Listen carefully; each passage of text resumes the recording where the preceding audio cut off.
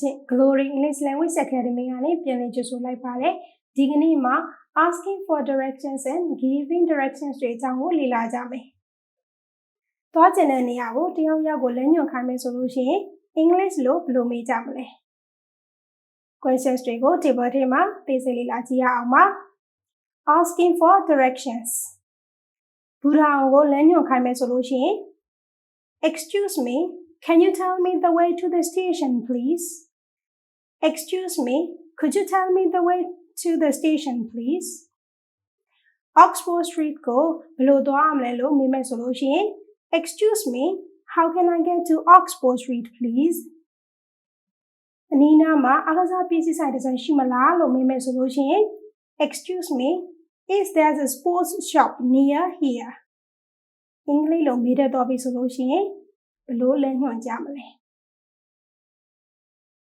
လမ်းညွှန်ပေးမယ်ဆိုလို့ရှိရင် turn go stop စတဲ့ imperatives တွေနဲ့သုံးရတယ်သို့မဟုတ် you plus infinitive ပုံစံနဲ့လည်းလမ်းညွှန်ပေးနိုင်သေးတယ် go straight on at the traffic lights you turn right at the post office စကားပြောတဲ့အခါမှာကြားတာကို repeat လုပ်ပြီးတော့ information ကိုမှန်မှန် check လုပ်နိုင်တယ်The third, right?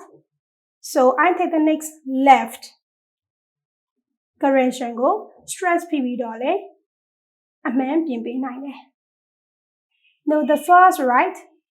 No, the next right. Let's have a look at the table. Giving directions. Go straight on. Go straight ahead. Go past the bank. It's past the bank. Turn left at the crossroads.